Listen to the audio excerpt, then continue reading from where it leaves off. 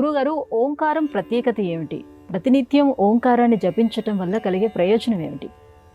ఓంకారంలోని ఒక్కొక్క అక్షరాన్ని సాధన చేయటం వల్ల ఒక్కొక్క ప్రయోజనాన్ని తెలియజేసింది శాస్త్రం.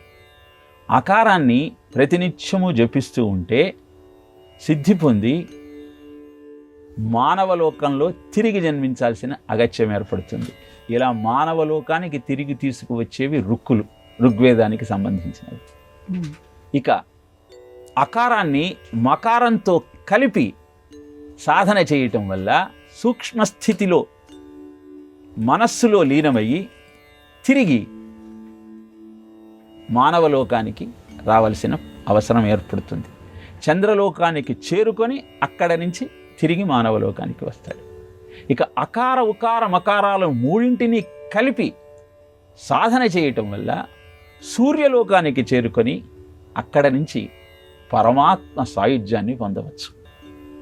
ఇలా ఒక్కొక్క అక్షరము యొక్క ప్రయోజనాన్ని తెలియజేస్తూ నిరంతర ఓంకార సాధనతో మళ్ళీ పుట్టాల్సిన అగత్యం లేకుండా ఆ పరమాత్మ సాయుధ్యాన్ని చేరుకోవచ్చు అని శాస్త్రవచనం. ఓంకారాన్ని నిత్యము జపించటం వల్ల సామాన్య గృహస్థుకు కూడా వైరాగ్యం కలుగుతుంది. అంత శక్తి ఓంకారంలో ఉన్నది.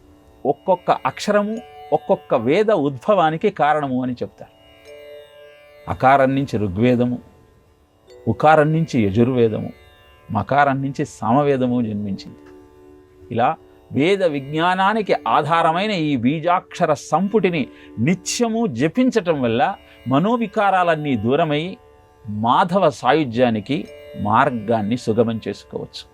అందుకే ప్రణవ సాధనతో జీవితాన్ని పరిపుష్టం చేసుకున్నటువంటి సాధుపుంగువులు నిరంతర ఓంకార ధ్యానంతో జీవితాన్ని ధన్యం చేసుకుంటారు. ఆ సత్యాన్ని గమనిస్తూ అద్భుతమైన జీవనానికి సోపానాలు నిర్మించుకునే ప్రయత్నం చేద్దాం.